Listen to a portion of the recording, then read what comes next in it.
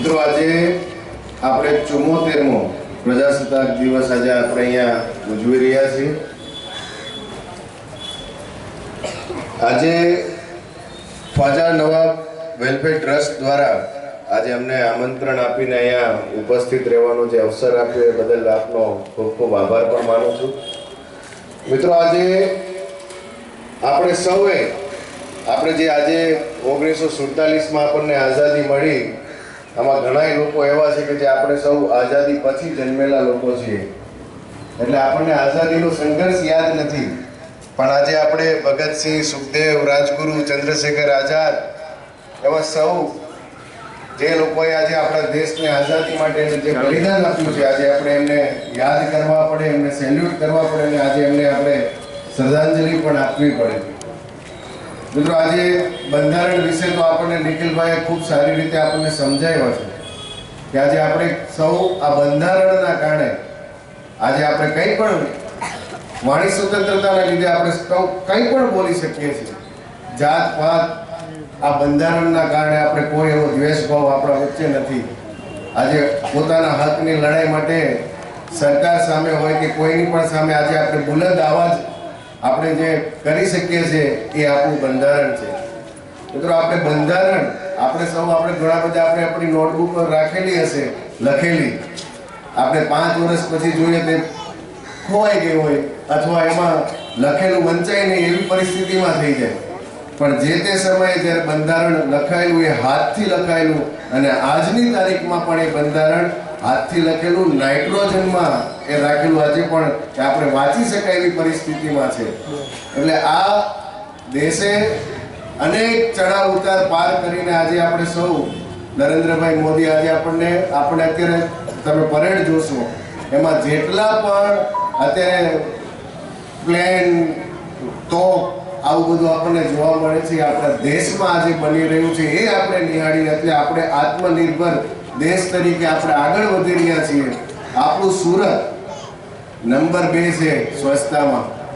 આપ સૌ અહીંયા મોટી સંખ્યામાં ઉપસ્થિત છો અને જ્યારે આ વિસ્તારમાં ઉર્દુ સ્કૂલ પાસે એક બહુ મોટો પ્રશ્ન હતો, બધા જ લોકો આજે ત્યાંથી નીકળીને ત્યાં કચરો નાખી જતા હતા, પણ ત્યાંના સ્થાનિક લોકો જોડે અમે એક કાર્યક્રમ આગળ વધાર્યો અને ત્યાંના લોકોએ જાગૃતતા લાવીને ત્યાં ટેબલ ખુરશી નાખીને બેસી જતા, જે લોકો આવતા એને ટોકતા, કેમ કે આપણે આ ધરતીને આપણે આપણી માતા માનીએ છીએ અને આપણે આજુબાજુ આપણે મોહલ્લાને સ્વચ્છ રાખીશું તો આપણે પણ તંદુરસ્ત ને સ્વસ્થ રહીશું।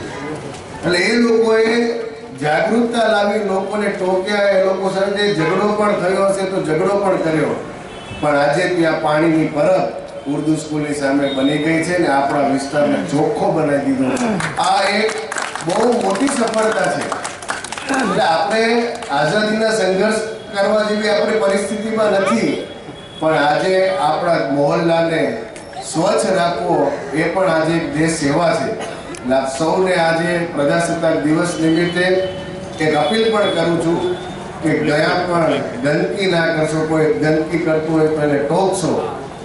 આ પણ એક સુરતને આપણે નંબર 1 તરફ લઈ જવા માટેનું એક આપણી પહેલ જે મહાનગરપાલિકા કરે છે, એમાં આપ સૌ સાથ સહકાર આપીને આ અભિયાનમાં જોડાઈને આપણે આપણા નાગરિક તરીકેનો જે ધર્મ છે આપણે નિભાવવાનો છે। અને આપ સૌને ફરીથી 74મા પ્રજાસત્તાક દિવસની ખૂબ ખૂબ શુભેચ્છાઓ આપું છું। અને જે રીતે ખ્વાજા નવાબ વેલફેર ટ્રસ્ટ જેવા અનેક ટ્રસ્ટો આજે આપણે સામાન્ય માણસની જે પીડામાં જે સહભાગી થવા માટે નાની મોટી સેવાઓ કરી રહ્યા છે, એના લીધે જ આપણો દેશ ટકી રહેલો છે અને આપણો દેશ આ જ રીતે આગળ વધવાનું છે। એકબીજાના સાથ સહકાર એમને પણ ખૂબ ખૂબ શુભેચ્છા ટ્રસ્ટને પણ આપું છું કે આવી ભગવાન એમને તાકાત આપે અને વધારે સારા કાર્યો કરાવે એવી શુભેચ્છા આપું છું। ખૂબ ખૂબ ધન્યવાદ। Thank you sir. एक साथ सावधान, एक साथ राष्ट्रगीत शुरू करेंगे। शुरू कर।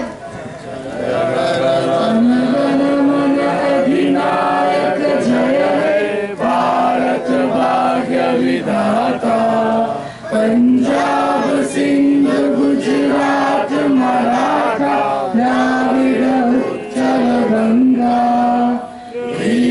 हिमाचल यमुना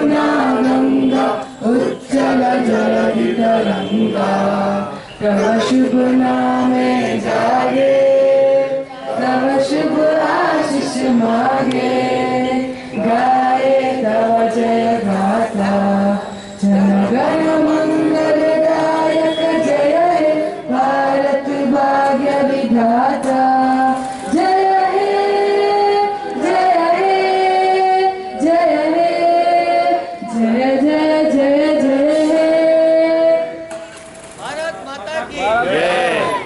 एक साथ विश्राम एक साथ विसर्जन करेंगे।